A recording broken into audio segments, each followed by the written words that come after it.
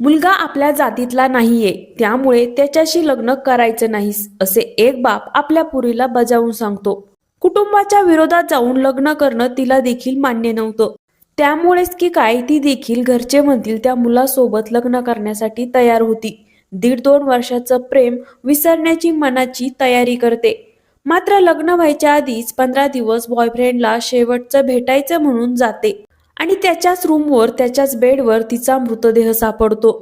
तर दुसऱ्या बाजूला एका रेल्वे रुळाच्या पटरीवर तिच्या बॉयफ्रेंडचा देखील मृतदेह आढळतो. घरात लग्नाची तयारी सुरू असताना लग्नाच्या अवघे 2 आठवड्याआधी जिचं लग्न आहे तिचीच हत्या करण्यात येते. पुण्यातल्या पोलीस कर्मचाऱ्याच्या मुलीचं हे हत्याकांड कसं उघडकीला आलं आणि नेमकं काय घडलं हे सगळं बघूया या व्हिडिओमधून. नमस्कार, मी आरती आणि तुम्ही बघताय विषय चौकातला. तर हे प्रकरण आहे पुण्यातल्या संगमवाडी भागातलं. संगमवाडीमध्ये राहणारा गणेश काळे नावाचा एक तरुण, जो रुबी हॉल क्लिनिकमध्ये लॅब टेक्निशियन म्हणून काम करत होता. गेल्या 2 वर्ष तो पुण्यामधल्या संगमवाडी भागात एकाच भाड्याच्या रूममध्ये राहत होता. घरमालकांनी सांगितल्याप्रमाणे हा मुलगा अतिशय सोज्वळ वाटायचा. रुबी हॉल क्लिनिकमध्ये काम करत असतानाच गणेश दिव्या निगोट नावाच्या मुलीच्या प्रेमात पडतो. दिव्या देखील याच रुबी हॉलमध्ये नर्स असल्याची माहिती मिळते. दिव्या ही पुण्यातल्या एका पोलीस कर्मचाऱ्याची मुलगी होती. दिव्या आणि गणेश गेल्या 1.5 ते 2 वर्षापासून रिलेशनशिपमध्ये होते. गणेशनं दिव्याला लग्नासाठी प्रपोज केलं असल्याचं देखील दिव्यानं घरच्यांना सांगितलं होतं. मात्र हा आपल्या समाजातला नाही असं म्हणत दिव्याच्या वडिलांनीच म्हणजे संतोष निगोट यांनी त्यांच्या या नात्याला विरोध केला होता. या नकारामुळे गणेश देखील कुठेतरी दुखावला होता. घरचे इतका विरोध करत होते की या सगळ्यानंतर आता लग्न होणं तर शक्यच नव्हतं. त्यामुळे एकत्र बसून हॅप्पी एंडिंग करायचं आणि त्यानंतर दोघांनी आपापल्या मार्गे निघायचं असं दोघांचं ठरलं होतं. ठरल्याप्रमाणे दिव्या पुण्यातल्या संगमवाडीमध्ये गणेश काळेच्या रूमवर त्याला भेटायला गेली. मी कामाला जाते आणि कामावरून सुटल्यावर मी मैत्रिणींसोबत पिक्चरला जाणार आहे, त्यामुळे मला घरी यायला थोडासा उशीर होईल असं तिनं तिच्या लहान बहिणीला सांगितलं.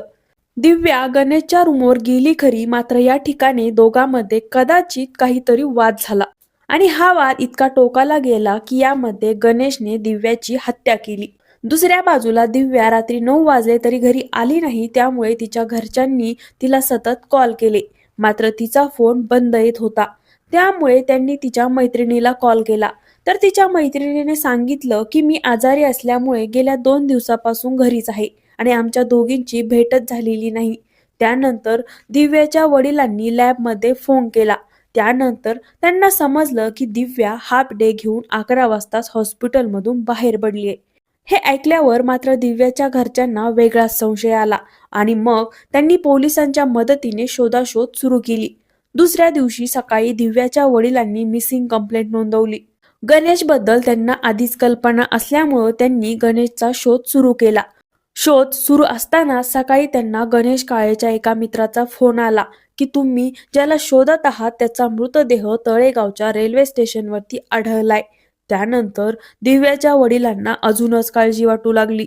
त्यांनी पोलिसाच्या मदतीने गणेशचा ॲड्रेस शोधून काढला आणि ते त्याच्या रूमवर पोहोचले. पोलिसांनी गणेशच्या रूमचा दरवाजा तोडला आणि लॉक तोडून ते आत गेले आणि आतमधले दृश्य बघून त्यांना धक्काच बसला, कारण गणेशच्या रूममध्ये त्याच्या बेडवर दिव्याचा मृतदेह आढळला.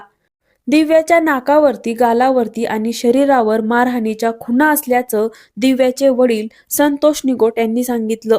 माझ्या मुलीच्या लग्नाला गणेशचा विरोध असल्यामुळं गणेशनं माझ्या मुलीला संपवलंय असा आरोप करत दिव्याच्या वडिलांनी पोलिसांमध्ये तक्रार केली.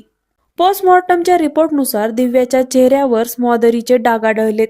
जेव्हा एखाद्याचा सफोकेशनमुळे मृत्यू होतो किंवा त्याच्या तोंडावरती एखादी उशी दाबून त्या व्यक्तीला मारण्याचा प्रयत्न होतो किंवा त्या व्यक्तीला त्या पद्धतीने मारलं जातं, त्यावेळेस स्मॉदरीचे डाग उमटतात आणि हे डाग दिव्याच्या चेहऱ्यावर असल्याचा स्पष्ट उल्लेख तिच्या पोस्टमॉर्टम रिपोर्टमध्ये केलाय.